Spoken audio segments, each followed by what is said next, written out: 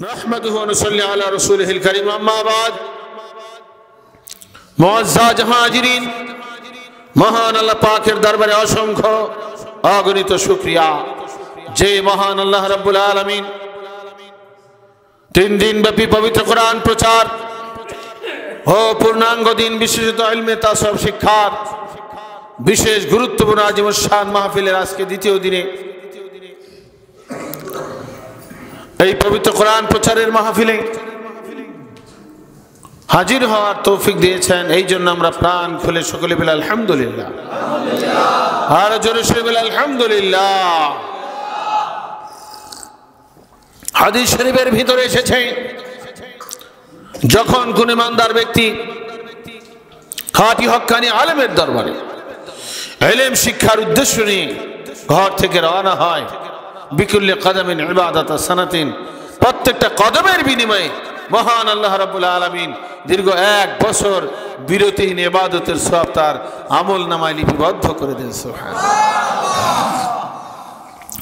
ওয়া বানা লাহু বিকুল্লি কদমিন মাদিনাতান ফিল জান্নাহ নবীজি আরো ঘোষণা করেছেন ওই ইমানদার ব্যক্তির প্রত্যেকটা কায় প্রত্যেকটা কদমের বিনিময়ে জান্নাতের ভিতরে এক একটা শহর নির্মাণের ব্যবস্থা করে দেয় সুবহানাল্লাহ। এইভাবে এক নয় দুই নয় অসংখ্য অগণিত হাদিসের ভিতরে দ্বীনি ইলমের ফজিলত দ্বীনি ইলমের মাহফিলের ফজিলত এবং সত্যিকার দ্বীনির আলেম যিনি আলেমের ফজিলত সম্বন্ধে বর্ণনা করা হয়েছে। কাজে আজকের মাহফিলে যারা আমরা আসতে পেরেছি আমরা অত্যন্ত ভাগ্যবান, কথা ঠিক কিনা? অনেক বড় ভাগ্যবান। তাই প্রাণ খুলে আবার বলুন আলহামদুলিল্লাহ। মহান আল্লাহ রাব্বুল আলামিন মানব জাতির হেদায়েতের জন্য দুইটা বিশেষ ব্যবস্থা রেখেছেন। একটা হচ্ছে আল্লাহর পক্ষ থেকে আসমানি কিতাব, আরেকটা ব্যবস্থা হচ্ছে আসমানি কিতাবের শিক্ষক। আল্লাহর পক্ষের আসমানি কিতাব এবং আসমানি কিতাবের শিক্ষক যুগে যুগে যারা গ্রহণ করেছে তারাই ছিলেন হেদায়েত প্রাপ্ত, তারাই ছিলেন জান্নাতি, তারাই ছিলেন আল্লাহ পাকের প্রিয় বান্দা, তারাই ছিলেন সফল কামবান। আলহামদুলিল্লাহ। আসমানি কিতাবের মূল শিক্ষা পূর্ণাঙ্গ দিন আকায়েদ তাসাউফ ফিকহ এটা আমরা পেয়েছি। আমরা ভাগ্যবান কিনা?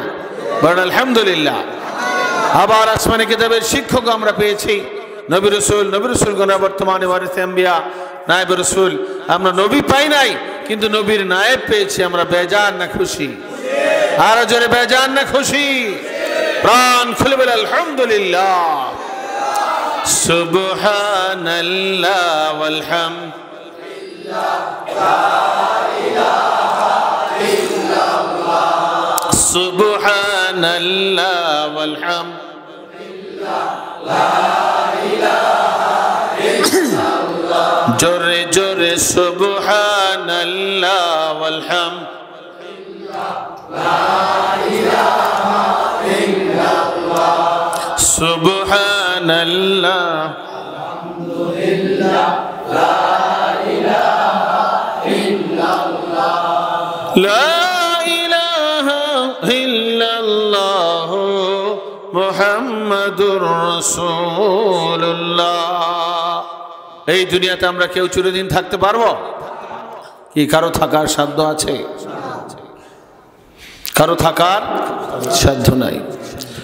সকলকে আমাদেরকে এই দুনিয়া ছেড়ে চলে যেতে হবে এমন এক জগতে যেতে হবে যে জগতের শুরু আছে শেষ নাই। মৌত জিস দিন আ গই দুনিয়া কি দৌলত ক্যা হুই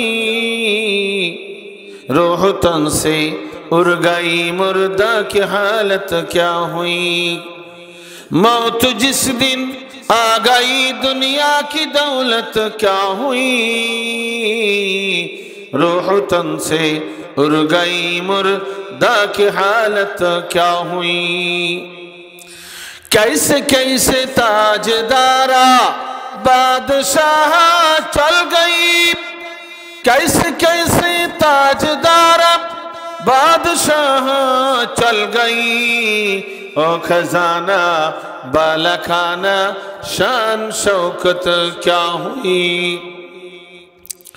मौत जिस दिन आ गई दुनिया की दौलत क्या हुई रूह तन से उड़ गई मुर्दा की हालत क्या हुई कैसे कैसे खूबसूरत है रानिया शहजादिया, कैसे कैसे खूबसूरत है रानिया शहजादिया, तन बदन सब गल गई है शक्ल सूरत क्या हुई। मौत जिस दिन आ गई दुनिया की दौलत क्या हुई, रूह तन से उड़ गई मुर्दा की हालत क्या हुई। कवि बोलছেন मौत जिस दिन आ गई दुनिया की दौलत क्या हुई, যেদিন মৌত এসে যাবে দুনিয়ার ধন সম্পদ কোনো কাজে লাগবে? কি হবে এই সম্পদ, কি হবে এই ধন, কি হবে বালাখানা, সব দুনিয়াতে পড়ে থাকবে। কথা ঠিক কি না? রূহ তন সে উড় গই মুর্দা কে হালত ক্যা হুই, দেহের ভিতর থেকে রূহটা যখন বের হয়ে যাবে তখন যে মুর্দার হালত সেটা কেমন হবে, কি অবস্থা হবে তখন এই যে দেহটা কি মানুষ থাকবে না লাশ হয়ে যাবে? মুর্দা লাশে পরিণত হয়ে যাবে। कैसे कैसे ताजदार बादशाह चल गई, কত বড় বড় বাদশারা পৃথিবীর বুকে ছিলেন তারাও চলে গেছেন। কি তারা গেছেন কিনা? চিরদিন থাকতে পারছেন? আমরা পারবো? ও খজানা বালাখানা শান শৌকত ক্যা হুই, তাদের যে ধনভাণ্ডার ছিল, বালাখানা ছিল, অট্টালিকা ছিল, কি হয়েছে সেগুলো দুনিয়াতেই রয়ে গেছে। আর মুকুটধারী বাদশাহ শাহী সিংহাসনে বসতেন, তিনি শাহী সিংহাসনে থাকতে পারেন নাই, কবর বাড়িতে পাড়ি জমায়েছেন। মৌত কা সিন কুল্লু নাসিন শারিব, কবর বাইতিন কুল্লু নাসিন দাখিল। মৌতের পেয়ালা এমন এক জিনিস, এই মৌতের পেয়ালা সবাইকে পান করতে হবে। কবর এমন এক বাড়ি, যেই বাড়িতে সবাইকে যেতে হবে। কি যাওয়া লাগবে কিনা? কবর বাড়ি থেকে আমরা কেউ বাঁচতে পারবো না, যেতে হবে কবরে। আমাদের সকলকেই মৃত্যুর পেয়ালা পান করতে হবে। कैसे कैसे खूबसूरत है रानिया शहजादिया, कैसे कैसे खूबसूरत है रानिया शहजादिया, तन बदन सब गल गई है शक्ल सूरत क्या हुई।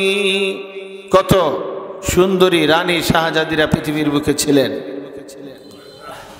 তারা মৃত্যুর ডাকে সাড়া দিয়ে কবরে চলে গেছেন। আগের জমানায় ছিল কিনা? ছিল।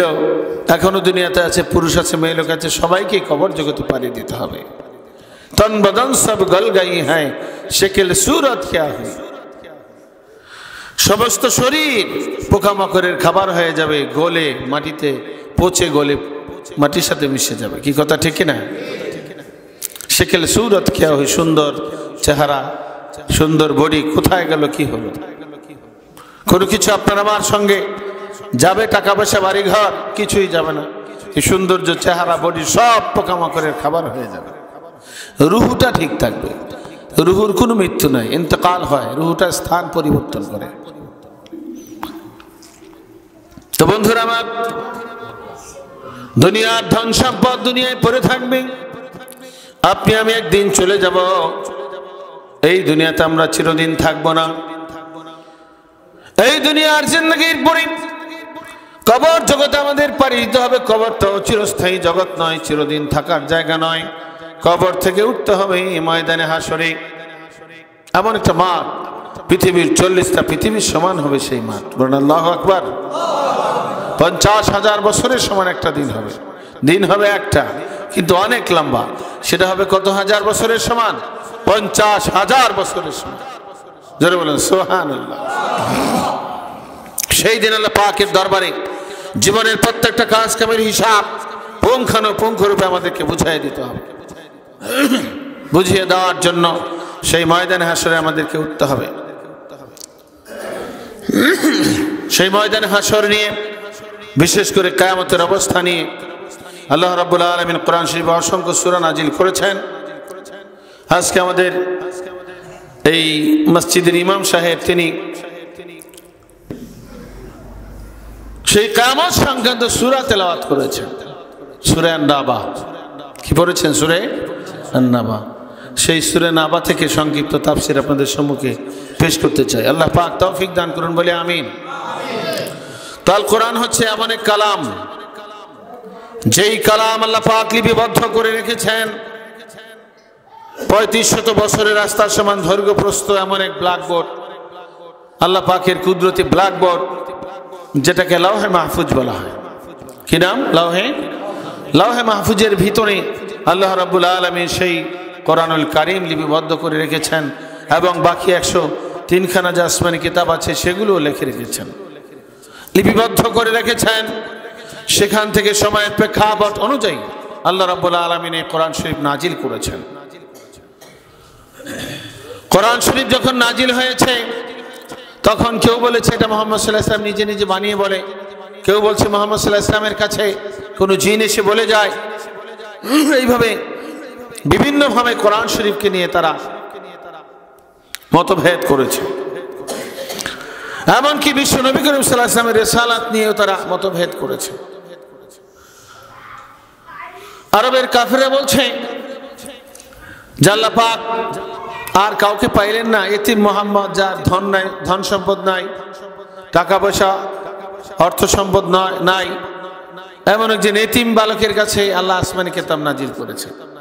আল্লাহ পাক আর কাউকে পাইলেন না। এইভাবে আরবের কুফারি কুরাইশরা বিভিন্নভাবে বলতো যে আমাদের বড় বড় লিডার ছিল, আমাদের লিডারদেরকে তো নবী বানাতে পারতেন। বলে নাউজুবিল্লাহ, তাদের কাছে আসমানি কিতাব আল্লাহ পাঠাইতে পারতেন, পাঠাইছেন একজন এতিম মুহাম্মদ সাল্লাল্লাহু আলাইহি ওয়াসাল্লামের কাছে। বলে নাউজুবিল্লাহ, কাকে আল্লাহ নবী বানাবেন এটা তো আল্লাহ পাক ভালো জানেন। কে ভালো জানেন? আল্লাহ পাক ভালো জানেন। নবীরা বর্তমানে নায়েবে নবী কে হবে সেটাও ভালো জানেন কে? আল্লাহ পাক জানেন। কারো কথায় নবী হয় না, কারো পছন্দ মতো নবী হয় না, আল্লাহর পছন্দ অনুযায়ী হয়ে থাকে। নবীরা বর্তমানে নায়েবে নবী, সেটাও কার পছন্দনীয় হয়ে থাকে? আল্লাহ পাকের পছন্দে হয়ে থাকে। তো কোরআন হচ্ছে আল্লাহর কালাম, আল্লাহর কথা। কার কথা? আল কোরআনু কালামুল্লাহ। কোরআন হচ্ছে আল্লাহর কালাম। কোরআনে কথা কে বলেছেন? আরো জোরে কথা কে বলেছেন? আল্লাহ পাক কোরআনুল কারীমে কথা বলেছেন। এই কোরআনুল কারীমের ভিতরে ১১৪খানা সূরা আল্লাহ পাক নাজিল করেছেন। এই সূরাগুলো হচ্ছে আল্লাহর পক্ষ থেকে আল্লাহর বান্দাদের জন্য এক একটা চিঠি। সুবহানাল্লাহ, আল্লাহর বান্দাদের জন্য এই কোরআনুল কারীম হচ্ছে, কোরআনুল কারীমের এক একটা সূরা হচ্ছে আল্লাহর পক্ষ থেকে বান্দার জন্য চিঠি স্বরূপ। সুবহানাল্লাহ। এই চিঠির ভিতরে আল্লাহ রাব্বুল আলামিন কি বলেছেন এটা আমাদের জানা লাগবে কিনা সেটা আমাদের জানতে হবে, বুঝতে হবে, জানা দরকার। এই চিঠির ভিতরে আল্লাহ রাব্বুল আলামিন যা কিছু বর্ণনা করেছেন সেই কথাগুলো আমাদেরকে জানতে হবে, বুঝতে হবে, সেই অনুযায়ী আমাদেরকে কাজ করতে হবে, আমল করতে হবে। তাহলে আল্লাহ পাক যে চিঠি পাঠিয়েছেন সেই চিঠির সফলতা আসবে। ১১৪খানা সূরার ভিতরে সূরা আন-নাবা হচ্ছে এক বিশেষ গুরুত্বপূর্ণ সূরা, আল্লাহর পক্ষের চিঠি স্বরূপ। বলেন আলহামদুলিল্লাহ। এবং সেই সূরা নাবা আল্লাহ পাক কিয়ামত সংক্রান্ত বিষয় বর্ণনা করেছেন। এর ভিতরে আছে আল্লাহ রাব্বুল আলামিনের নাজ নিয়ামতের বর্ণনা, রয়েছে জান্নাতের বর্ণনা, রয়েছে জাহান্নামের বর্ণনা, রয়েছে কিয়ামতের ভয়াবহ অবস্থা এবং পরকালের প্রতিদান নিয়ে আল্লাহ পাক সেই সূরার ভিতরে আলোকপাত করেছেন। কাজে অত্যন্ত গুরুত্বপূর্ণ সূরা সূরা আন-নাবা। এই কোরআনুল কারীমের মূল বিষয়বস্তুগুলো আমাদের জানা এবং এর ভিতর থেকে মূল তাফসীর জানা, এটা হচ্ছে মুজাদ্দিদ আজম রাহমাতুল্লাহ আলাইহির শিক্ষার ভিতরে ১ নাম্বার শিক্ষা। বলেন আলহামদুলিল্লাহ। মুজাদ্দিদ আজম রাহমাতুল্লাহ আলাইহি ৩০খানা কিতাব লিখেছেন। এর ভিতরে সর্বপ্রথম কিতাব হচ্ছে কোরআন শরীফের মৌলিক শিক্ষার তাফসীর। কোরআন শরীফের মৌলিক শিক্ষার কি? তাফসীর। এই কোরআন শরীফ শুধু হাফেজ সাহেবদের পাঠ করতে বলেন নাই, বরং অর্থ জানতে এবং গবেষণা করতে আদেশ জানিয়ে দিয়েছেন। কাজে কোরআন শরীফের দিকে আমাদেরকে গবেষণার সহিত দৃষ্টি নিক্ষেপ করতে হবে। এই কোরআন শরীফের প্রথম পারা থেকে নিয়ে পঞ্চম পারা পর্যন্ত মুজাদ্দিদ আজম রাহমাতুল্লাহ আলাইহির ছাপানো তাফসীর রয়েছে। এই তাফসীর সবার ঘরে ঘরে রাখা দরকার এবং এর ভিতর থেকে মূল বিষয়বস্তু মুজাদ্দিদ আজম রাহমাতুল্লাহ আলাইহি মূল শিক্ষা আমাদের জন্য সুন্দরভাবে লিপিবদ্ধ করে গিয়েছেন। এরই ধারাবাহিকতায় 30 নম্বর পারা, যেহেতু আজকে ইমাম সাহেব এই পারা থেকে শুরু করেছেন, আরেকখানা 24 নম্বর পারা থেকেও একখানা আয়াত তেলাওয়াত করেছেন। রব্বানা আরিনাল লাযাইনি আদাল্লানা মিনাল জিন্নি ওয়াল ইনস। কাফেররা বলবে, হে পরওয়ারদিগার, তুমি আমাদেরকে দেখায় দাও ওই সমস্ত বান্দাদেরকে, তোমার ওই সমস্ত বান্দা যারা আমাদের লিডার, যারা আমাদের গার্জিয়ান ছিল জিন এবং মানুষের থেকে, যাদের গাফলাতির কারণে আজকে আমরা দোজখী হয়ে গেছি, দেখায় দাও তারা কোথায়। আল্লাহর কাছে ডাক দিয়ে বলবে, সেটাও তো কিয়ামতের ময়দানে বলবে। কোথায়? কিয়ামতের ময়দানে, হাসরের মাঠে আল্লাহ পাকের কাছে তারা আবেদন করবে। এই বিষয়টাও আপনার ইমাম সাহেব প্রথম রাকাতে বলেছেন, দ্বিতীয় রাকাতে সূরা নাবা তেলাওয়াত করেছেন। তো আমরা সূরা নাবা থেকে শুরু করতে চাই। সেই সূরা নাবার ভিতরে বিশেষ করে আকায়েদের মাসলা এসছে। আকায়েদের মাসলার প্রধান বিষয় হচ্ছে তাওহীদ, আল্লাহ পাকের একত্ববাদ, তাওহীদ, রিসালাত আর হচ্ছে আখিরাত। এটা হচ্ছে আকায়েদের মাসলার প্রধান বিষয়। তাওহীদ, রিসালাত, আখিরাত। মানে আকায়েদের মাসলা প্রধান বিষয় হচ্ছে এই তিনটা বিষয়। তো আপনার আল্লাহর একত্ববাদ আমাদের বিশ্বাস করতে হবে। আল্লাহ যে এক, তিনি একক, লা শরীক, তার কোনো শরীক নাই। এটা আমরা যারা মুসলমান আমরা বিশ্বাস করি কিনা? কিন্তু খ্রিস্টান যারা আছে তারা তিন খোদা বিশ্বাস করে। ইহুদিরা 3 খোদা বিশ্বাসী। আমরা বলি লা ইলাহা ইল্লাল্লাহ, নেই কোনো মাবুদ এক আল্লাহ ছাড়া।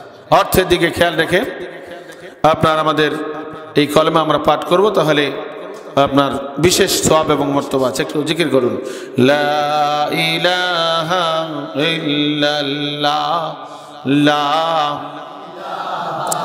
ইল্লাল্লাহ,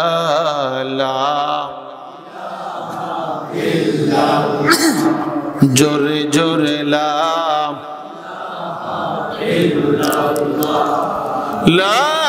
ইলাহা ইল্লাল্লাহ মুহাম্মাদুর রাসূলুল্লাহ সাল্লাল্লাহু আলা মুহাম্মাদ সাল্লাল্লাহু, বলেন বাড়াও,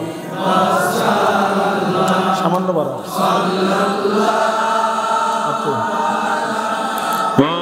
মুহাম্মাদ সাল্লাল্লাহু माँ से अल्लाह के लिए आग है तकबीर तेरी, माँ से अल्लाह के लिए आग है तकबीर तेरी, तो मुसलमान हो तो तकदीर है तदबीर तेरी, सल्लल्लाहु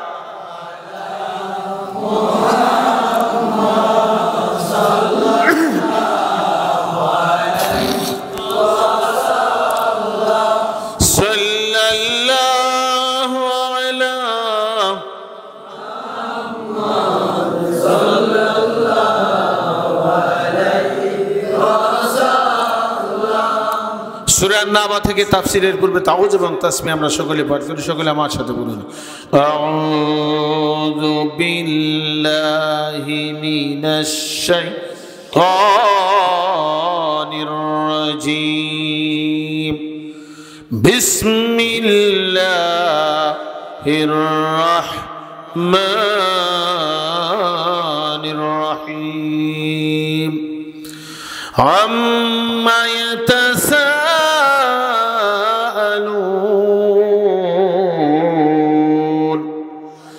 আনিন নাবাইল আযীম আল্লাযী হুম ফীহি মুখতালিফুন,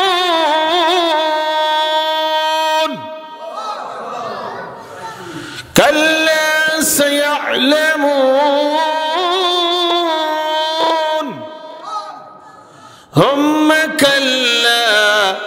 سيعلمون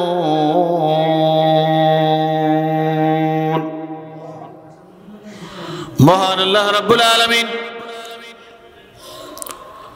সূরা নাবার শুরুতে আল্লাহ পাক হুঁশিয়ার বাণী উচ্চারণ করছেন। আল্লাহ রাব্বুল আলামিন হুঙ্কার দিয়ে বলতেছেন কি নিয়ে তারা কথোপকথন করছে। আম্মা ইয়াতাসাআলুন, কি নিয়ে তারা প্রশ্ন জবাব করছে, কি নিয়ে তারা কথোপকথন করছে, কি বিষয়ে তারা বলাবলি করতেছে। আনিন নাবাইল আযীম আল্লাযী হুম ফীহি মুখতালিফুন, সেই মহাসংবাদের বিষয়ে যেই বিষয়ে তারা মতভেদের মধ্যে আছে। আল্লাযী হুম ফীহি মুখতালিফুন, যেই বিষয় নিয়ে তারা মতভেদ করছে, যেই মহাসংবাদের বিষয়ে তারা কথোপকথন করছে, যেই বিষয়টা নিয়ে তারা বলাবলি করতেছে। আল্লাহ রাব্বুল আলামিন জিবরাইল আমিনের মাধ্যমে নবীজির কাছে এই সূরা নাবার আয়াত নাজিল করে নবীজিকে জানিয়ে দিলেন, হে বিশ্বনবী, আপনি এই বিষয় সম্বন্ধে তাদেরকে ঘোষণা করুন। কাল্লা, কখনো নয়। তারা যে বলাবলি করছে, তারা যে সন্দেহ করতেছে মহাসংবাদ অর্থাৎ কিয়ামতের ব্যাপারে, হাসরের ময়দানের ব্যাপারে, পরকালের ব্যাপারে যেই বিষয় নিয়ে তারা মতভেদ করছে, তাদের এই মতভেদ, তাদের এই দাবি, তাদের এই ঠাট্টা বিদ্রুপ কখনো সঠিক নয়। কাল্লা সায়ালামুন, শীঘ্রই তারা জানবে, এই বিষয় বুঝতে পারবে।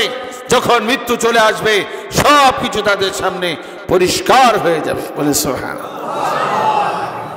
অর্থাৎ হে বিশ্বনবী, আরবের কুফারে কুরাইশ যারা তারা আপনার ব্যাপারে ঠাট্টা করে, আমি মহান রব্বুল আলামিনের একত্ববাদ দিয়ে তারা ঠাট্টা বিদ্রুপ করে, কোরআনের ব্যাপারে তারা ঠাট্টা করে, এইভাবে কিয়ামতের ব্যাপারে তারা ঠাট্টা বিদ্রুপ করে, হাসি তামাশা করে, এবং এই কিয়ামতকে নিয়ে তারা দোটানার ভিতরে একদল বলছে এটা হতে পারে, আরেক দল বলছে এটা কিভাবে সম্ভব।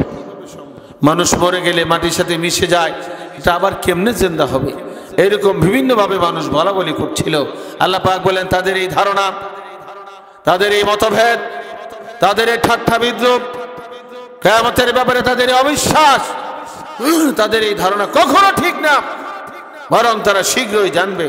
সুম্মা কাল্লা সায়ালামুন, অচিরেই তারা এটা বিষয়টা জানতে পারবে। বলেন আল্লাহু আকবার।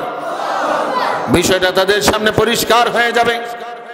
আমি যে কিয়ামত ঘটাবো এবং হাসরের ময়দান কায়েম হবে, এটা সুনিশ্চিত তারা জানবে। মৃত্যুর সঙ্গে সঙ্গেই সব কিছু তাদের সামনে পরিষ্কার হয়ে যাবে। বলেন আল্লাহু আকবার। আল্লাহ রাব্বুল আলামিন এই আয়াতে কারিমা আয়াত নাজিল করে হুঁশিয়ার বাণী উচ্চারণ করে দিয়ে বললেন, হে আমার রাসূল, আপনি হুঁশিয়ার বাণী উচ্চারণ করে দিন, তাদেরকে সাবধান করে দিন, তাদের দাবি ঠিক না, কাফেরদের দাবি কি না, ঠিক না। এরপর আল্লাহ রাব্বুল আলামিন আরেকটা বিষয় নিয়ে এসেছেন।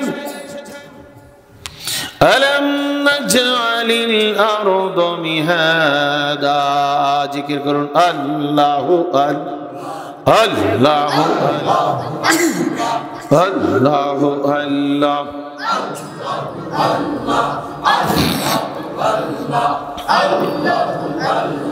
লা ইলাহা ইল্লাল্লাহ মুহাম্মাদুর রাসূলুল্লাহ সাল্লাল্লাহু আলাইহি ওয়াসাল্লাম।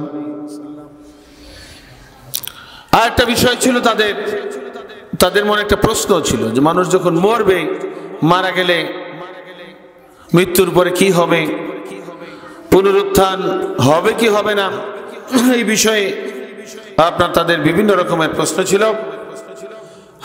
বিচার দিবসটা কি, হাসরের ময়দানটা কেমন, মিজান কি, পুলসেরাত কি, এগুলো নিয়ে বিভিন্ন রকমের প্রশ্ন তাদের ভিতরে কি ছিল। এবং দোজখটা কেমন, ভেস্ত কেমন, এই সমস্ত বিভিন্ন বিষয়ে তাদের ভিতরে মতভেদ ছিল। তারা বিভিন্ন সময় বলা বলি করত। আল্লাহ রাব্বুল আলামিন সমস্ত প্রশ্নের অবসান ঘটিয়ে এই কোরআনে কারীম নাজিল করলেন। বিশেষ করে সূরা নাবা যখন নাজিল করলেন, আল্লাহ রাব্বুল আলামিন বলছেন তাদের যত প্রশ্ন, তাদের যত কথোপকথন, তাদের যত সন্দেহ, সবকিছুর অবসান এই সূরা নাবার ভিতরে হবে, সূরা নাবার মাধ্যমে হবে।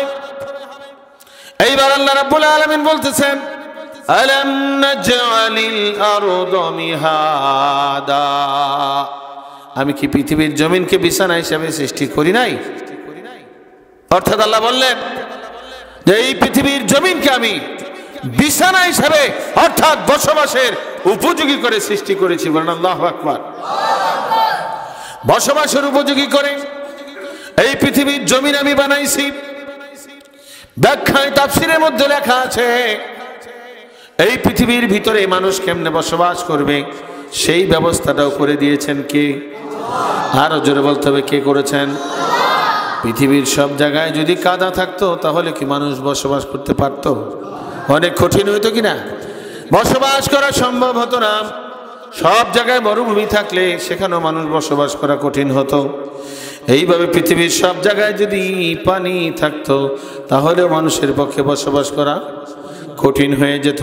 আল্লাহ রাব্বুল আলামিন মানুষের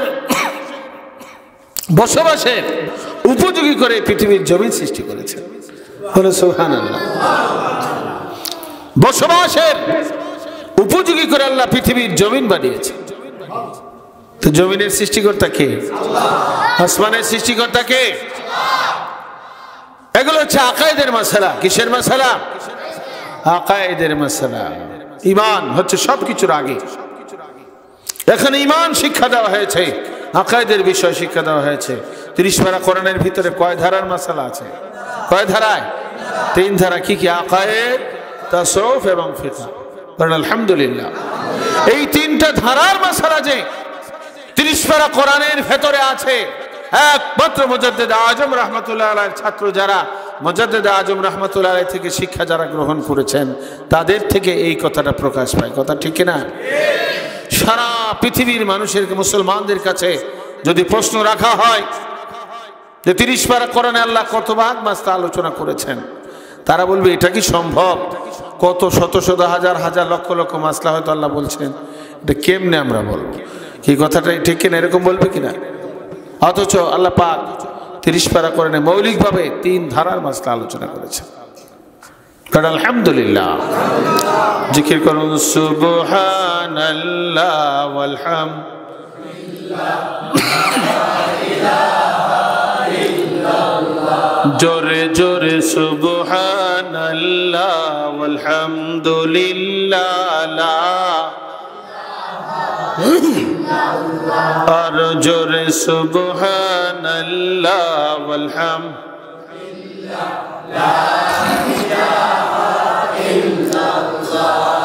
লা ইলাহা ইল্লাল্লাহ মুহাম্মাদুর রাসূলুল্লাহ সাল্লাল্লাহু আলাইহি ওয়াসাল্লাম। এইবার আল্লাহ রাব্বুল আলামিন পৃথিবীর জমিনের কথা বলছেন। আলাম নাজআলিল আরদা মিহাদা, আমি কি পৃথিবীর জমিন কি বিছানা হিসেবে সৃষ্টি করি নাই? অর্থাৎ আল্লাহ বলছেন যে আমি পৃথিবীর এই জমিনকে সৃষ্টি করেছি। সুবহানাল্লাহ। এইবার আল্লাহ রাব্বুল আলামিন পৃথিবীর জমিনের মজবুতি সম্বন্ধে বলতেছেন। আল্লাহ পাক বলেন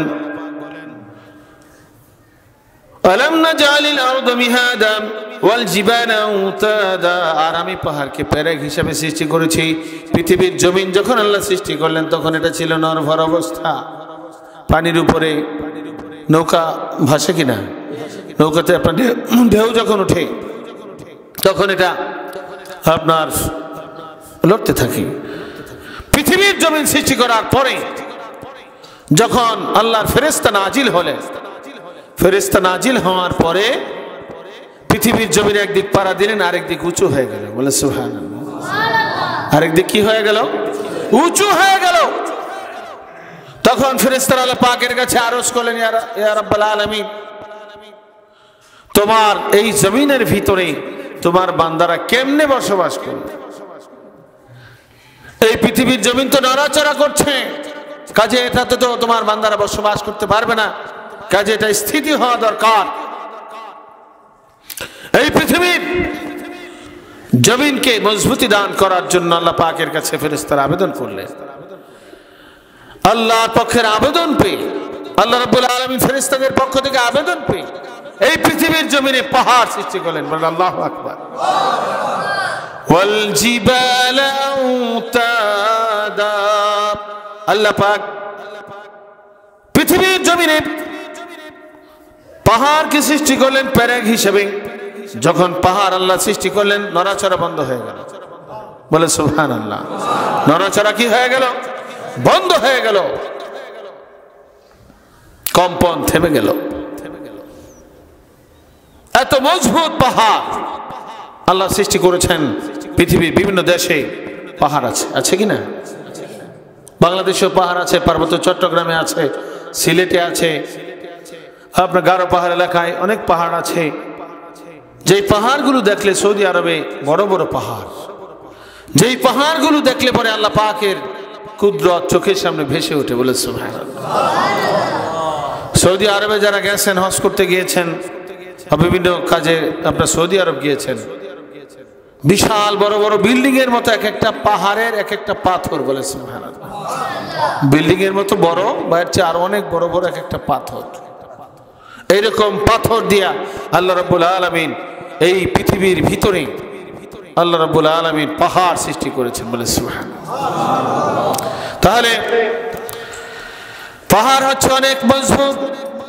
তাফসীরের ভিতরে এসেছে, পাহাড় দেখার পরে আল্লাহর ফেরেশতারা আশ্চর্যান্বিত হয়ে যান। ফেরেশতারা আল্লাহর কাছে আবার প্রশ্ন শুরু করলেন, হে পরওয়ারদিগার, এত মজবুত পাহাড় তুমি সৃষ্টি করেছো, এই পাহাড়ের মজবুতির কারণে পৃথিবীর কম্পন থেমে গেল। তাহলে পাহাড়ের চেয়ে আরো শক্তিশালী তোমার সৃষ্টির ভিতরে কিছু আছে নাকি? আল্লাহ পাক বললেন আছে। ফেরেশতারা বললেন সেটা কি? আল্লাহ বলে দিলেন সেটা হচ্ছে লোহা। লোহা দিয়ে পাথর পাহাড় কাটা যায়। লোহা দিয়ে পাহাড় কেটে, সৌদি আরবের কাবা ঘরের আশপাশে অনেক পাহাড় ছিল, এগুলো আপনার হাজিদের তওয়াফ করার সুবিধার্থে, বিশেষ করে নামাজের জন্য অনেক জায়গা করা হয়েছে বাহির দিক থেকে, সেগুলো কেটে সমতল করে দেওয়া হয়েছে। সুবহানাল্লাহ।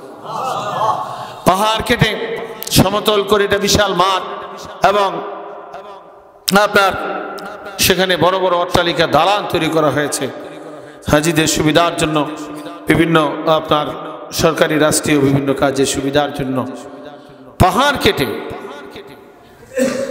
সমতল করা হয়েছে। পাহাড় কেটে বিরাট বিরাট অট্টালিকা বিল্ডিং তৈরি করা হচ্ছে। তাহলে লোহা দিয়ে পাহাড় কাটা যায়, তা পাহাড়ের চেয়ে শক্তিশালী কি? লোহা। ফেরেশতারা আবার প্রশ্ন করলেন, ইয়া রাব্বাল আলামিন, হে পরওয়ারদিগার, লোহার চাইতে আরো কোন শক্তিশালী জিনিস তোমার সৃষ্টির ভিতরে আছে নাকি? আল্লাহ রাব্বুল আলামিন বলেন আছে। ফেরেশতারা বললেন, হে পরওয়ারদিগার, সেটা কি? আল্লাহ বলেন সেটা হলো আগুন। আগুনের ভিতরে যদি লোহা রাখা হয় তাহলে সেই লোহা আর শক্ত থাকে না, সেটা নরম হয়ে যায়, পানির মতো গলে যায়। সুবহানাল্লাহ। তাহলে লোহার চেয়ে শক্তিশালী হচ্ছে আগুন। এইবার ফেরেশতারা বলেন, হে পরওয়ারদিগার, আগুনের চেয়ে শক্তিশালী কিছু আছে নাকি? আল্লাহ বলেন আছে। ফেরেশতারা বলেন সেটা কি? আল্লাহ পাক বলেন সেটা হচ্ছে পানি। পানি দিলে আগুন নিভে যায়। সুবহানাল্লাহ। আগুন কোথায় চলে যায় আমরা কেউ বলতে পারি?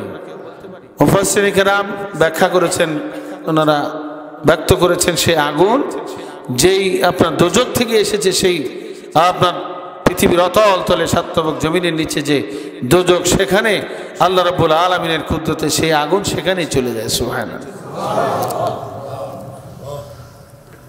এইবার ফেরেশতারা প্রশ্ন করলেন, ইয়া রাব্বাল আলামিন, হে পরওয়ারদিগার, পানির চাইতে আরো শক্তিশালী বিষয়, শক্তিশালী বস্তু তোমার সৃষ্টির ভিতরে আছে নাকি? আল্লাহ পাক বলেন আছে। ফেরেশতারা বললেন সেটা কি? এইবার আল্লাহ পাক বললেন সেটা হচ্ছে বাতাস। ভীষণ ভাবে যদি বাতাস ছুটতে থাকে তাহলে পানিকে তছনছ করে দেয়, পানি উড়াই নিতে পারে। কি পানি উড়াইতে পারে কিনা?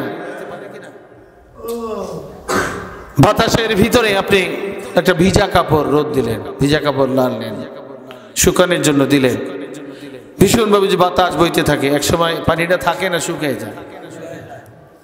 এইভাবেই আপনার বাতাস যখন বইতে থাকে, বাতাসে আপনার মেঘ বালা এই সাজ এগুলো সব উড়ে নিতে পারে।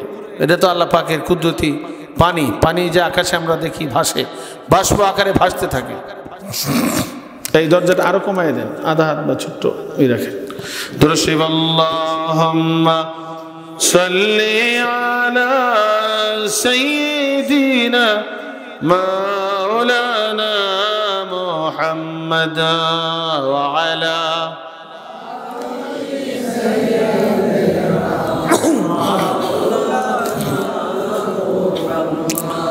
এইবার ফেরেশতা আল্লাহ পাকের কাছে বললেন, হে পরওয়ারদিগার, বাতাস দেখা যায় তোমার সৃষ্টির ভিতরে অনেক শক্তিশালী। তাহলে এই বাতাস ঝড় তুফান যখন বইতে থাকে, ঝড় তুফান যখন আসে, এই ঝড় তুফানের চাইতে বাতাসের চাইতে আরো শক্তিশালী কিছু আছে নাকি? আল্লাহ রাব্বুল আলামিন বলেন আছে। ফেরেশতারা বললেন সেটা কি? আল্লাহ রাব্বুল আলামিন বললেন সেটা হচ্ছে আমার বান্দার দান, মালি বন্দেগী। ডান হাতে কি দান করেছে, বাম হাতে জানতে পারে নাই। ডান হাতে দান করেছে, বাম হাতে জানতে পারে নাই। অর্থাৎ ইখলাসের সাথে যদি বান্দা দান করে, সেই দানে আমার রাগ গোসা, আমার বাতাস, ঝড় তুফান সব কিছু ঠান্ডা করে দিতে পারে। সুবহান, জোরে বলেন সুবহানাল্লাহ।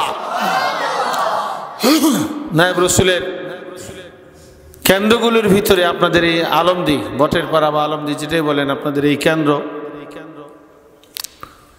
এই দানের দিক থেকে ফার্স্ট একটা কেন্দ্র, বলেন আলহামদুলিল্লাহ।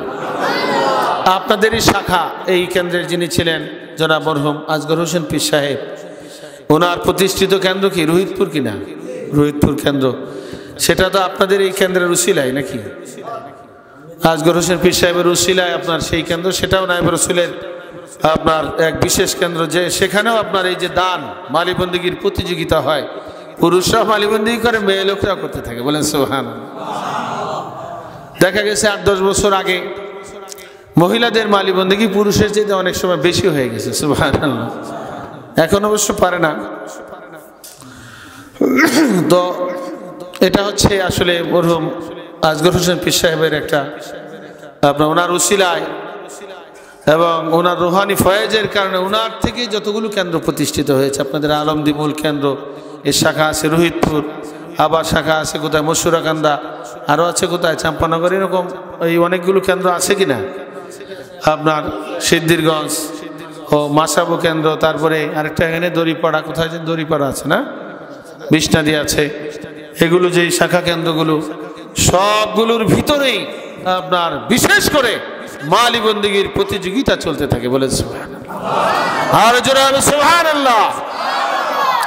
তাই মালি বন্দিগি এমন এক শক্তিশালী জিনিস, ইখলাসের সাথে যদি দান হয়, সেই দান আল্লাহ রাব্বুল আলামিনের রাগকে ঠান্ডা করে দিতে পারে। ঝড় তুফান বৃষ্টি এর মাধ্যমে যে এই দুনিয়ার মুখে যে দুনিয়াকে তছনছ করে দিতে পারে, ঝড় তুফানে সব কিছু ঠান্ডা করে দেয়। খাঁটি নিয়তে যদি ইখলাসের সাথে আল্লাহ পাকের বান্দারা মালি বন্দিগি করে, এই মালি বন্দিগি হচ্ছে অনেক শক্তিশালী একটা আমল। সুবহানাল্লাহ। মালি বন্দিগি আপনার আমলের ভিতরে, ইবাদতের ভিতরে শক্তিশালী ইবাদত হচ্ছে মালি বন্দিগি। জোরে বলেন সুবহানাল্লাহ। তাই ভাই জিসমানি বন্দিগি, রুহানি বন্দিগি আর মালের দ্বারা কি মালি বন্দিগি, সমস্ত বন্দিগিগুলো আল্লাহ পাকের উদ্দেশ্যে ইখলাসের সাথে করতে হবে। তাহলে আল্লাহ রাব্বুল আলামিন পরজগতে আমাদের জন্য জান্নাতের সুসংবাদ রেখেছেন। বলেন আলহামদুলিল্লাহ। ওয়াল জিবালা আওতাদা, আল্লাহ রাব্বুল আলামিন বলছেন আর আমি পৃথিবীর প্যারেক হিসেবে পাহাড় সৃষ্টি করেছি পৃথিবীকে মজবুতি দান করার জন্য। পৃথিবীর মজবুতির জন্য পাহাড় আমি সৃষ্টি করেছি। এই পাহাড় দেখার পরে ফেরেশতারা আশ্চর্যান্বিত হয়ে গিয়েছিল। সুবহানাল্লাহ।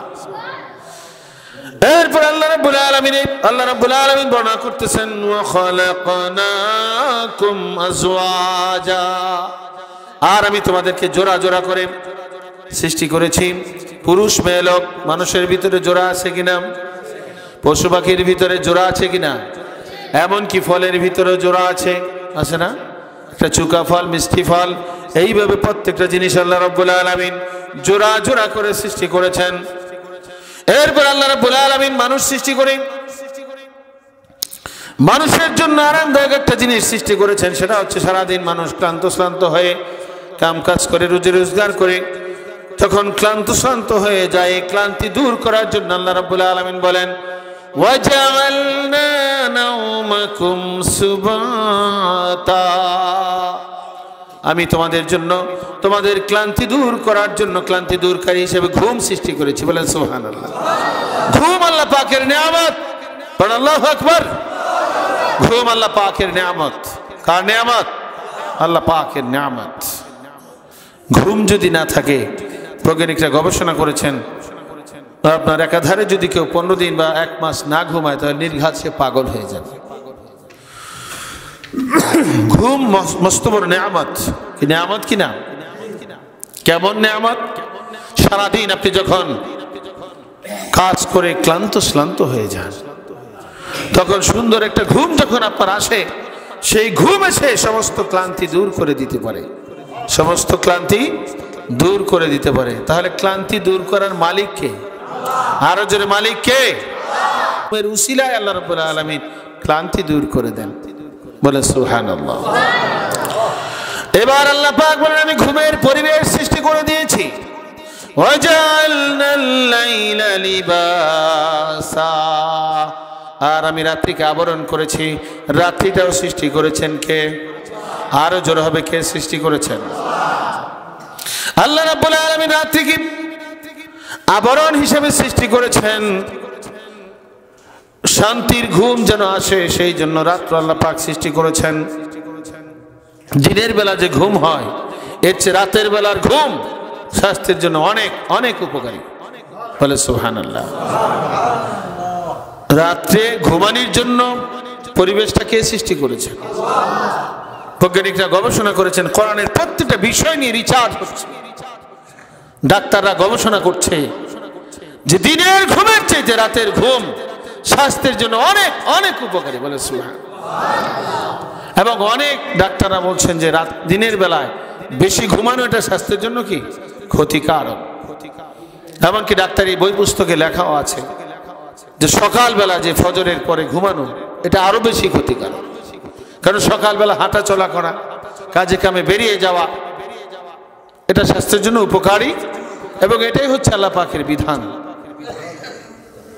মোহতারাম হাজিরিন, কোরআনের প্রত্যেকটা বিষয় নিয়ে রিসার্চ হচ্ছে, গবেষণা হচ্ছে এবং আল্লাহ রাব্বুল আলামিন যেভাবে কোরআনের ভিতরে গবেষণা করছেন, বর্ণনা করেছেন, এইগুলো গবেষণা করতে করতে মানুষের গবেষণা করে মানুষ অনেক কিছু পাচ্ছে, কিন্তু গবেষণা শেষ হচ্ছে না।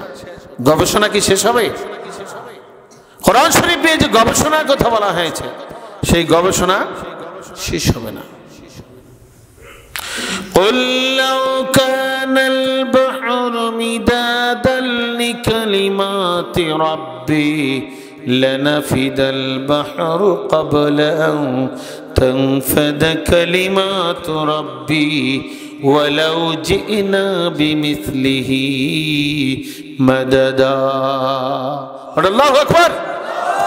আল্লাহ পাক ঘোষণা করছেন, হে রাসূল আপনি বলুন, আপনি বলে দিন, যদি সাগরের পানি কালি হয়, সাগরের পানি যদি কালি হয়ে যায় এবং লিখতে শুরু করে, হে পরওয়ারদিগার আপনার প্রভুর কালাম, এই কোরআনের ব্যাখ্যা যদি লিখতে শুরু করে, সাগরের পানি যদি কালি হয়ে যায়, এই কালি শেষ হবে।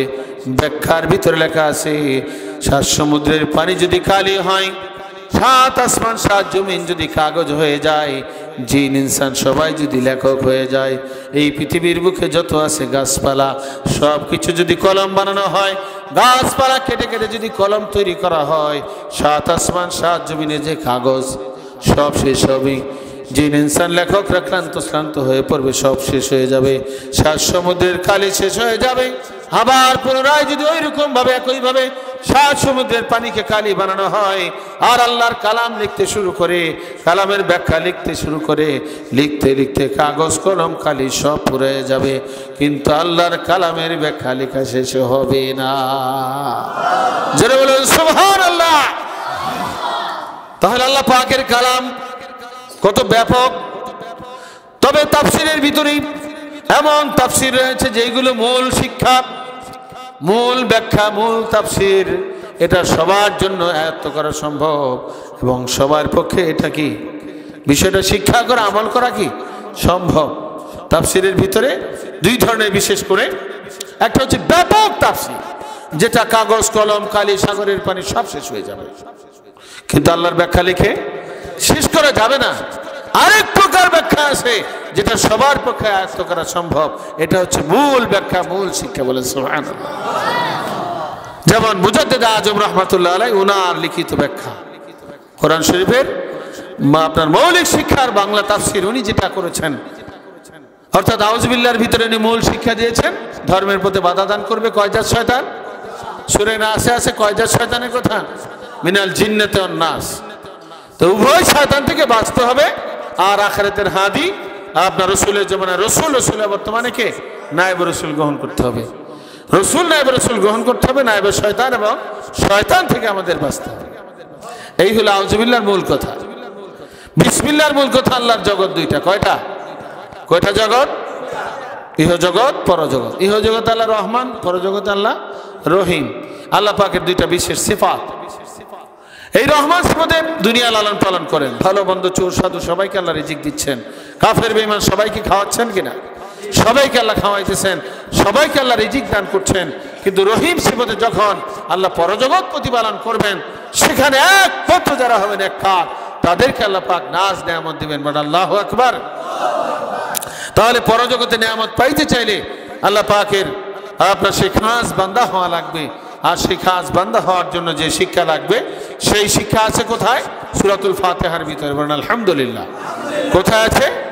সূরা ফাতিহার ভিতরে। সূরা ফাতিহার ভিতরে আপনার আলহামদু থেকে মালিকি ইয়াউমিদ্দিন পর্যন্ত হাজারো উপদেশ, কিন্তু মূল শিক্ষা হচ্ছে ঈমান।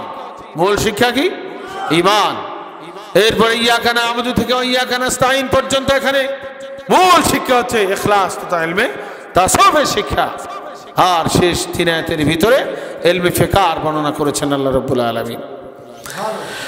এই সূরাতুল ফাতিহার তাফসীরে ইমাম ফখরুদ্দিন রাজি রাহমাতুল্লাহ আলাইহি তার জগৎ বিখ্যাত তাফসীরে কাবীরের ভিতরে উনি ব্যাখ্যা করেছেন। উনি এক পর্যায়ে লেখেন, ওয়াল মাকসুদ মিনাল কুরআনি বায়ানু হাদিহিল আনওয়া'i সালাসা। আল্লাহ রাব্বুল আলামিন যে কোরআন নাজিল করেছেন, কোরআন নাজিলের মাধ্যমে আল্লাহর মাকসাদ কি, উদ্দেশ্য কি? আল্লাহর উদ্দেশ্য আছে কিনা? আমরা যে দুনিয়াতে বাড়ি ঘর তৈরি করি, ঘর আমরা কেন বানাই? বসবাস করার জন্য। উদ্দেশ্য আছে না? এই চেয়ার তৈরি করা হয় কেন? বসার জন্য। টেবিল তৈরি হয় কেন? পড়ালেখা করার জন্য, বা ডাইনিং টেবিল খানাপিনা করার জন্য। এইভাবে উদ্দেশ্য আছে কিনা?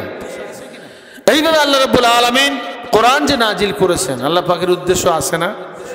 এই ব্যাপারে ইমাম ফখরুদ্দিন রাজি রাহমাতুল্লাহ আলাইহি তিনি বলছেন, ওয়াল মাকসুদ মিনাল কুরআনি বায়ানু হাদিহিল আনওয়া'i সালাসা। আল্লাহ পাক যে কোরআন নাজিল করেছেন, আল্লাহর তো একটা উদ্দেশ্য আছে, মাকসাদ রয়েছে। সেই মাকসাদ হলো এই তিন প্রকার মাসালা বর্ণনা করা, অর্থাৎ আকায়েদের মাসালা, তাসাউফের মাসালা আর কি ফিকহের মাসালা বর্ণনা করা। এই তিন ভাগ মাসালা বর্ণনা করাই হলো আল্লাহর উদ্দেশ্য। বলেন সুবহানাল্লাহ। এইভাবে অসংখ্য অগণিত তাফসীরের ভিতরে এসেছে আল্লাহ পাক যে কোরআন নাজিল করেছেন, এটা হচ্ছে আপনার তিন ভাগ মাসালা বর্ণনা করার উদ্দেশ্য। এবং বিশেষ করে নবীকে পাঠাইছেন। নবীকে কে পাঠাইছেন?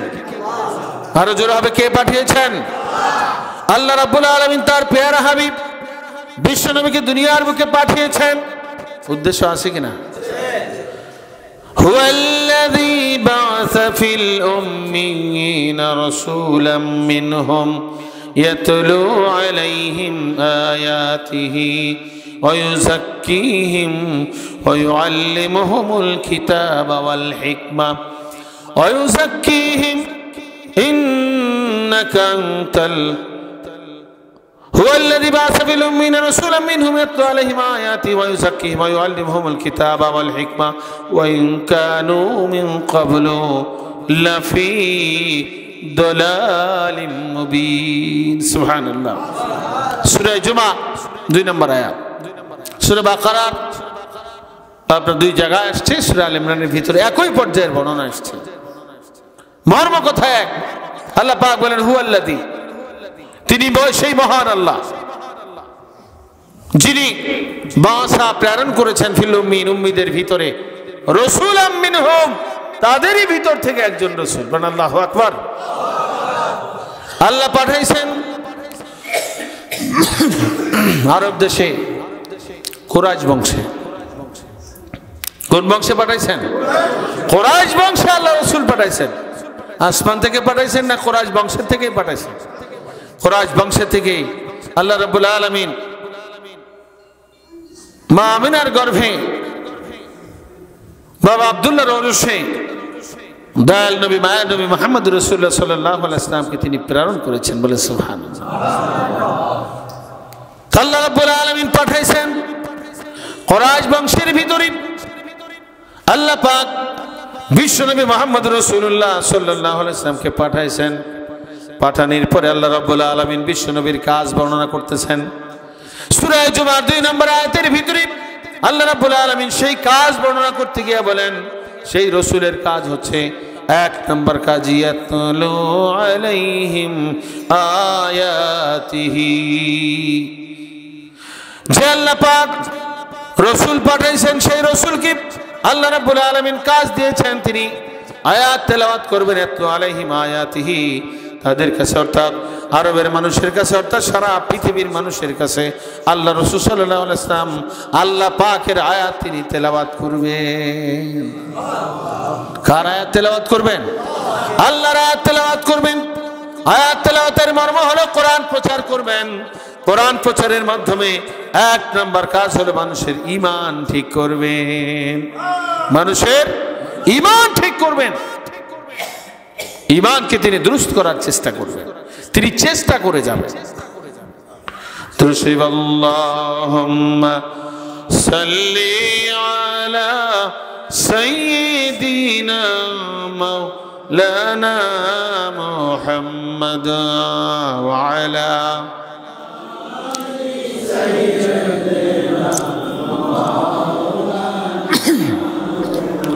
জোরে জোরে সুবহানাল্লাহ ওয়াল হামদ,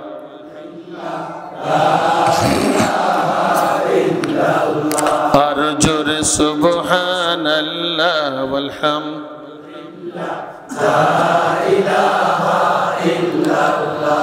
সুবহানাল্লাহ ওয়াল হামদুলিল্লাহ, লা ইলাহা ইল্লাল্লাহ, লা ইল্লাল্লাহ, লা ইলাহা ইল্লাল্লাহ, মুহাব্বতে লা ইলাহা ইল্লাল্লাহ, লা ইলাহা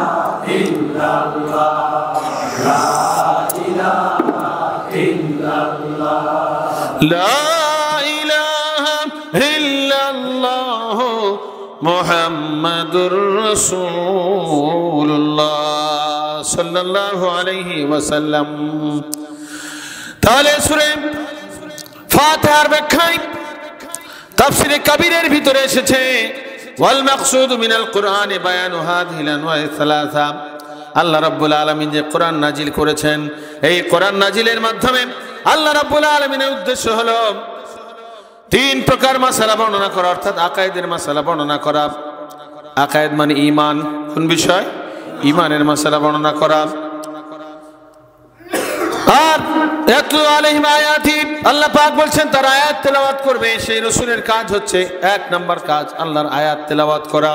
আয়াত তেলাওয়াতের মর্ম হলো কোরআন প্রচারের মাধ্যমে মানুষের ঈমান দুরুস্ত করা, এটা হচ্ছে রাসূলগণের এক নাম্বার কাজ।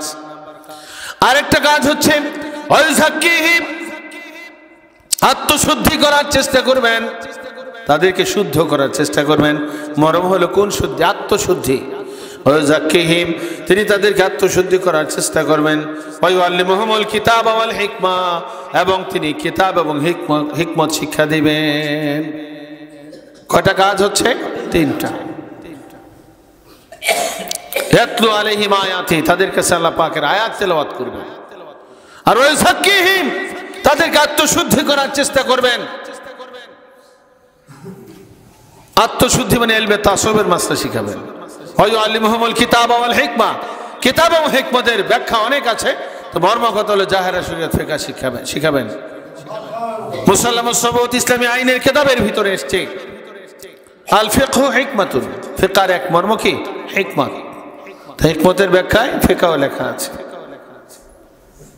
তো মর্ম কথা হচ্ছে ঈমানের মাসলা শিক্ষা দিয়ে মানুষের ঈমান দুরুস্ত করার চেষ্টা করবেন, আকায়েদ দুরুস্ত করার চেষ্টা করবেন, রাসূলের এক নাম্বার কাজ। দুই নাম্বার কাজ হচ্ছে ওয়ায়ুযাক্কিহিম, তাদেরকে আত্মশুদ্ধি করার চেষ্টা করবেন, অর্থাৎ তাসাউফ শিখাবেন।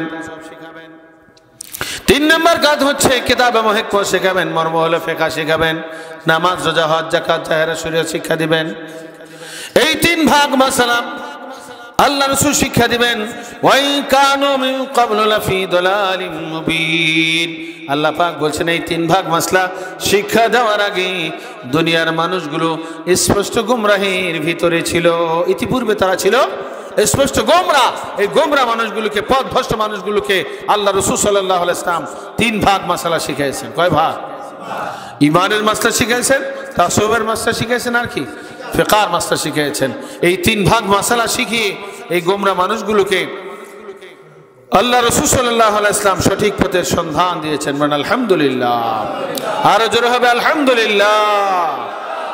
জিকির করুন সুবহানাল্লাহ ওয়াল হামদ। তাহলে মুহতারাম হাজিরিন, আল্লাহ রাসূলকে যে আল্লাহ দুনিয়াতে পাঠাইছেন, কয়টা উদ্দেশ্যে পাঠাইছেন? সূরা জুমার আয়াতের ব্যাখ্যায় জগৎ বিখ্যাত তাফসিরে মারিফুল কোরআনের ভিতরে লিপিবদ্ধ রয়েছে। সেই তাফসিরে মারিফুল কোরআন লিপিবদ্ধ করেছেন পাকিস্তানের বিখ্যাত যিনি মুফতি ছিলেন, মুফতি আল্লামা শফি রহমাতুল্লাহ আলাইহি। মুফতি শফি রহমাতুল্লাহ আলাইহি তিনি তাফসিরে মারিফুল কোরআন লিপিবদ্ধ করেছেন। সেখানে উল্লেখ করেছেন এই আয়াতের ব্যাখ্যায় তিনি বলেছেন যে আল্লাহ পাক যে দুনিয়ার বুকে রাসূল পাঠিয়েছেন, পয়গম্বর পাঠিয়েছেন, পয়গম্বরের প্রেরণের উদ্দেশ্য তিনটা। বলেন সুবহানাল্লাহ। সূরা জুমার 2 নম্বর আয়াতের তাফসিরে মারিফুল কোরআনের ভিতরে আপনার বঙ্গানুবাদটার ভিতরে একই ভাবে লেখা আছে পয়গম্বর প্রেরণের উদ্দেশ্য কয়টা? তিন উদ্দেশ্যে আল্লাহ দুনিয়ার বুকে পয়গম্বর পাঠিয়েছেন। তো পয়গম্বরের আপনার শিক্ষা থাকবে কয় ভাগ? তিন ভাগ। লক্ষ লক্ষ হাদিসের মা বাবুল হাদিস, হাদিসের দিকে যদি আমরা দৃষ্টি নিক্ষেপ করি তাহলে হাদিসে জিব্রাইল হচ্ছে সমস্ত হাদিসের মা, সমস্ত হাদিসের মা বাবুল হাদিস হাদিসে জিব্রাইল। সেই হাদিসে জিব্রাইলের ভিতরে এই তিন ভাগ মাসালা লিপিবদ্ধ রয়েছে। কয় ভাগ মাসালা? তিন ভাগ মাসালা লিপিবদ্ধ আছে। অনেক লম্বা চড়া হাদিস, হাদিসের শেষ দিকে আছে নবীজি বলছেন ফাইন্নাহু জিবরাইল আতাকুম ইউআল্লিমুকুম দীনাকুম, নিশ্চয়ই তিনি ছিলেন হযরত জিবরাইল আলাইহিস সালাতু ওয়াস সালাম। তিনি কেন এসেছিলেন তোমাদের কাছে? তিনি এসেছিলেন তোমাদেরকে আল্লাহর দ্বীন শিক্ষা দেওয়ার জন্য। সুবহানাল্লাহ, দ্বীন শিক্ষা দেওয়ার জন্য এসেছিলেন। এই হাদিসের ব্যাখ্যা জগৎ বিখ্যাত হাদিসের কিতাব মুসলিম শরীফ প্রথম খণ্ড 47 নম্বর পৃষ্ঠায় লেখা আছে এই হাদিসের ব্যাখ্যা। ওয়াইন্না খুলাসাহু, এই হাদিসে জিবরাইলের খুলাসা কথা কি? সার সংক্ষেপ হচ্ছে ইন্নাদ দীনা মুরাক্কাবুম মিন থালাসাতি আজজাইন, নিশ্চয়ই আল্লাহর দ্বীন গোড়ার দিকে গঠিত হয়েছে কয় অংশের দ্বারা? তিন অংশের দ্বারা। কয় অংশের দ্বারা? তিন অংশের দ্বারা। আকায়েদ, তাসাউফ এবং ফিকহ। এইভাবে দেখা যায় হাদিসের ব্যাখ্যায় মিশকাতুল মাসাবিহ গ্রন্থের উর্দু শরা মাজাহির হকের মধ্যে লেখা আছে, जानना चाहे कि मदार दिन का और उसके कमाल का फिक़ह कायदा और तसव्वुफ पर है। প্রত্যেকটা মুসলমানের জানা দরকার ধর্মের ভিত্তি এবং গুহার পূর্ণতা আকায়েদ, তাসওয়ুফ এবং ফিকহ। কয়টা জিনিসে পূর্ণতা হয়? তিনটা জিনিসের ভিতরে দিনের পূর্ণতা হয়। মাজাহির হক প্রথম খণ্ড 25 নম্বর পৃষ্ঠায় লেখা আছে, কামাল হি হ্যায় বাকি সব গুমরাহি, কামাল হি হ্যায় বাকি সব গুমরাহি। আকায়েদ, তাসওয়ুফ, ফিকহ এই হলো কামাল, এই হলো পূর্ণতা। এর বাইরে যা আছে সব হলো গুমরাহি, সব হলো পথভ্রষ্টতা। এই যে মাজাহির কিতাবের ভিতরে এসছে, এটা কোরআনের দলিলের মাধ্যমে আসছে, বলে সুবহানাল্লাহ। ওয়া ইন কানু মিন ক্বাবলু লাফি দালালিম মুবিন। ইতিপূর্বে তারা ছিল স্পষ্ট গোমরা, অর্থাৎ তিন ভাগ মাসাল আল্লাহ রাসূল তাদেরকে শিক্ষা দেওয়ার আগে তারা কি হেদায়েত প্রাপ্ত ছিল না গোমরা ছিল? আর যারা এই তিন ভাগ মাসলা শিখবে না সন্ধান পাওয়ার পরে, তারা কি হেদায়েত পাবে? হেদায়েতের উপরে থাকবে না গোমরা থাকবে? গোমরা থাকবে। কাজে গোমরাহি থেকে বাঁচতে হলে সবাইকে ইসলাম, ঈমান, ইহসান, হাদিসে জিবরাইলের ভাষায় ইসলাম, ঈমান, ইহসান। উর্দু কিতাবের ভিতরে এসছে, মাজাহির হকের মধ্যে এসছে, ঈমান ইশারা है अक़ायद पर और इहसान इशारा है असली तसव्वुफ पर और ईमान इस्लाम इशारा है फ़िक़ह पर। इस्लाम इशारा है फ़िक़ह पर, ईमान इशारा है अक़ायद पर और इहसान इशारा है असली तसव्वुफ पर। अर्थात ईमानेर माध्यमे अक़ायद और ইসলামের মাধ্যমে ফিকহের দিকে ইঙ্গিত করা হয়েছে, আর ইহসানের মাধ্যমে তাসাউফের দিকে ইঙ্গিত করা হয়েছে। इस हदीस में तीनों चीज़ें बयान हैं। এই হাদিসের ভিতরে আকায়েদ, তাসাউফ, ফিকহ তিনটা জিনিসের বর্ণনা এসেছে, বলেন সুবহানাল্লাহ। कमाल ही है बाकी सब गुमराही, कमाल ही है बाकी सब गुमराही। আকায়েদ, তাসাউফ, ফিকহ এই হলো কামাল, এই হলো পূর্ণতা। এর বাইরে যারা থাকবে তারা হলো গোমরা, তারা হলো পথভ্রষ্ট। এটা কি আমাদের কথা না কিতাবের কথা? মিশকাত শরীফের উর্দু শরার মধ্যে আসছে, কামাল হি হায় বাকি সব গুমরাহি। কাজেই আপনার পূর্ণতার ভিতরে আসতে হলে, আপনার গোমরাহি থেকে বাঁচতে হলে সবার কয় ভাগ লাগবে? আকায়েদ, তাসাউফ, ফিকহ। ফিকহ এবং আকায়েদ মাদ্রাসায় পাঠ্য আছে। মাদ্রাসায় কি আছে? পাঠ্য আছে। কিন্তু তাসাউফের পাঠ্য আছে? এখন আমাদের অনেক ব্যাপক প্রচারের পরে দেখা যায় নামধাম কিছু আছে, কিন্তু তাসাউফের কি 80 প্রকার মাসলা আছে? তাসাউফের ভিতরে যে খুঁটিনাটি যে বিষয়গুলো, শাখা মাসলাগুলো যে আছে, সেই খুঁটিনাটি বিষয় বা বিস্তারিত যে 80 প্রকার ফরজ মাসলা, সেটা এখনো আপনার নাই। আর থাকলেও হবে না, যেহেতু তাসাউফের শিক্ষক নাই। মনে করেন যে আপনার স্কুলে একটা পাঠ্য করা হলো, এমন এক ইংরেজি পাঠ্য করা হলো আমেরিকা থেকে বা লন্ডন থেকে আনা হলো, এই ইংলিশ এত কঠিন যেটা বাংলার এই আপনার বাংলাদেশে এই টিচার নেই, তাহলে এটা কি পড়াতে পারবে? অথবা এমন একটা ভাষা এখানে পাঠ্য করা হলো যেই ভাষার কোনো শিক্ষকই নেই, শিক্ষক না থাকলে কি আপনার এই শিক্ষা হবে? ঠিক একইভাবে তাসাউফের নামধাম এখন ব্যাপক প্রচারের কারণে আমাদের ব্যাপক আলোচনা। আপনার 1982 সাল থেকে বাইতুল মোকাররমে নায়েব রাসূলের অনেকগুলো মাহফিল হয়েছে। 82 সালে আপনার সে বাইতুল মোকাররমের পূর্ব চত্বরে আমাদের পূর্ণাঙ্গ দিনে মাহফিল হয়েছে। এইভাবে নায়েব রাসূল আপনার বাইতুল মোকাররম আপনার 24টা মাহফিল প্রোগ্রাম করেছেন না? বাইতুল মোকাররমের 30টা মনে হয়, 30টা প্রোগ্রাম করেছেন। আপনার ইংরেজি মাসের একটা শুক্রবার ছিল, যেই সেই জুমার দিনে নায়েব রাসূল সেই খুতবায় বসে আলোচনা করেছেন। তখন আমরা ঢাকাতে পড়ালেখা করেছি, হয়তো 1996 সাল হবে, 96, 97 এরকম হবে আর কি। এইভাবে আপনার বাইতুল মোকাররমের যে সেমিনার হল ছিল, সেখানে সেমিনারেও আপনার নায়েব রাসূলের প্রোগ্রাম হয়েছে। এই সমস্ত প্রোগ্রামের পরে আপনার এক পর্যায়ে আমাদের এই তাসাউফের বিষয়গুলোকে আপনার পাঠ্যপুস্তকের অনেকগুলো আপনার ফিকহ বই, আকায়েদ বইতে এই তাসাউফের নামধামগুলো দেওয়া হয়েছে এবং তাসাউফ শিক্ষা করার যে ফরজ সেটা এখানে উল্লেখ করে দেওয়া হয়েছে। বলেন আলহামদুলিল্লাহ। এটাও তো অনেকটা খুশির খবর। খুশির খবর কি না? আগে যে সরাসরি তাসাউফকে মুস্তাহাব বলতো, সেটা তো এখন বলতে পারবে না, যেহেতু তাদেরই পাঠ্য বইতে আপনার এই বিষয়টা দেওয়া আছে।